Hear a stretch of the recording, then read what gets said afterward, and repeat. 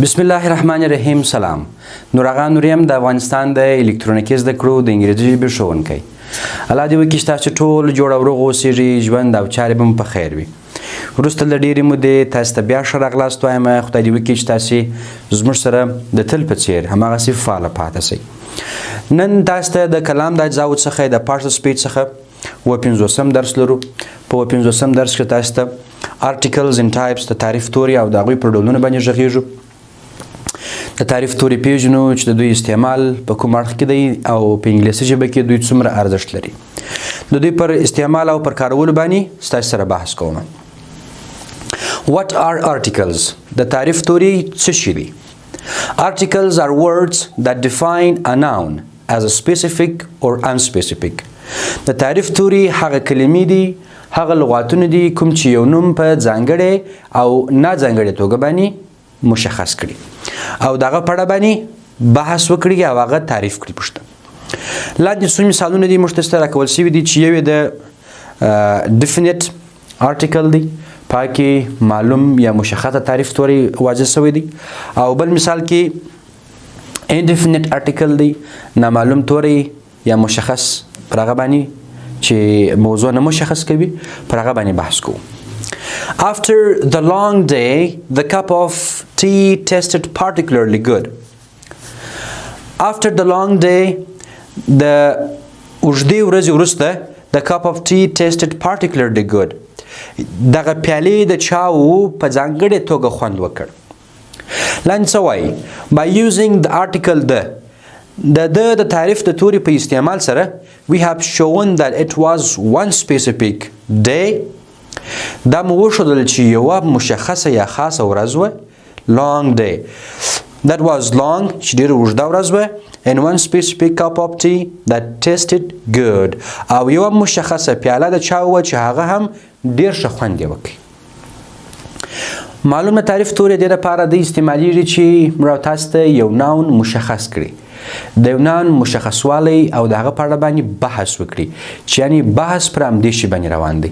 او تاسو چې چاته بحث کوئ غږیږئ هغه هم په دې پوهیږي چې تاسو په کوم شي باندې بحث کوئ، پر کوم شي باندې تاسو غږیږئ.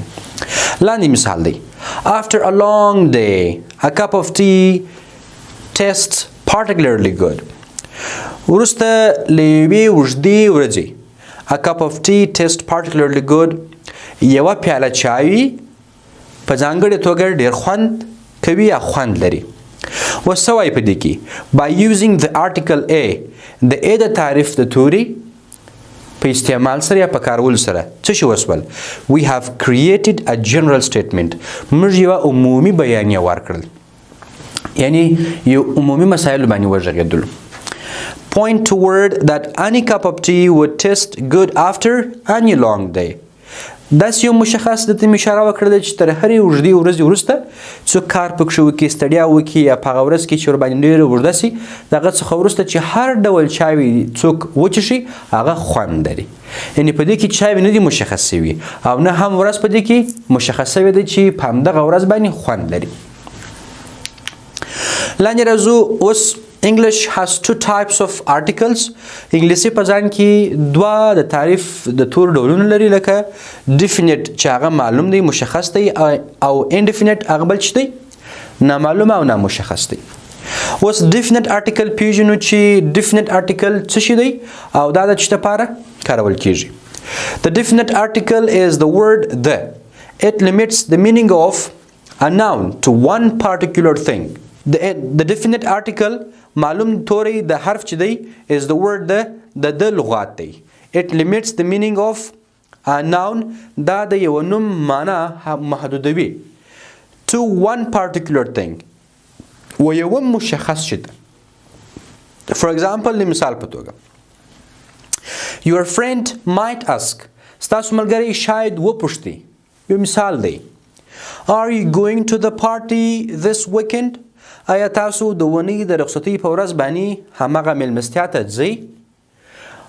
د پارټي چې استعمال سو، د پارټي خپله ناون دی، د ناون څخه مخکې د وکارول سو. د دې څخه هدف څه شو؟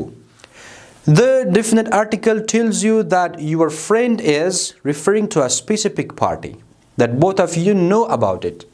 دا ستا ملګري ستا څخه پوښتنه وکړل د ده هدف د مشخصي مېلمستیا څخه دی. ته هم په مېلمستیا پوهېږې او ستا ملګري هم په مېلمستیا باندې خبر دی چې موږ کومې مېلمستیا ته ځو او د دې ملګري چې خبرې وکړله هدف یې د کومې مېلمستیا څخه دی. څه وایي؟ The definite article can be used with singular, plural or uncountable nouns. د تعریف مشخص توری د چې دی هغه د مفردو، جمع او نشمیردونکو نومونو سره کارول کیږي او استعمالیږي. The definite article is used.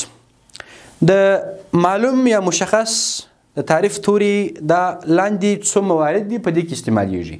حالت نور ډېر زیات دي خو دغه یو عمده دي چې موږ تاسې ترې سره مخ کیږو او دا استعمالوو. Before specific countable and uncountable nouns. د شمیردونکو او نشمیردونکو څخه مخکې چې هغه سپیسیفیک وي، مشخص یا خاص وي، لکه د soap, the book, the cats. دوهم newspaper اخبارونه دي، مجلې دي. The Guardian, the New York Times د هغه نړیوال دغه دي ژورنالونه دي، مجلې دي یا اخبارونه دي چې دا موږ تاسې کله د دوی نوم اخلو باید د یې مخکې وکارول شي. Organizations دا ادارې دي لکه د Red Cross، د MSF، د UNICEF. ټول هغه نړیوال هغه چې دي ادارې چې دي د هغه څخه مخکې باید د وکارول شي. څلورم seas, rivers and oceans. سمندرونه دي، رودونه دي، بحرونه دي، دا چې کله موږ تاسې د هغوی نومونه اخلو د هغه څخه مخکې باید د وکارول شي. The Pacific Ocean, the Helmand River, the Indian Ocean.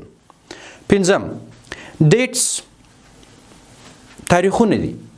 موږ تاسې تاریخونه مشخص کوو لکه the 1st of May د مې لومړۍ یا د مې لومړنۍ ورځ، the 3rd of June د جون درېیمه ورځ یا درېیمه.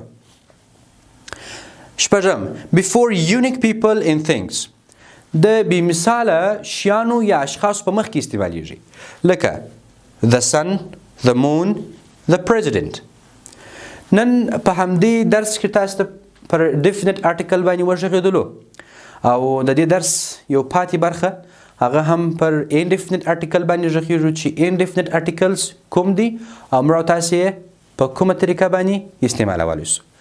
دا دې کې چې تاسې د همدې درس څخه لږ څه اخذ کړی ورباندې پوه سوي یاست. راتلونکی درس د parts of speech د اخرنی درس دی انشاءالله او بیا به که ژوندو د ګرامر پر بلې برخې باندې تاسو ته کار را پیل کړم. زما سره یو ځای واوسیږئ، په دعاو کې مه هېروئ. د الله په امان ژوندي اوسئ.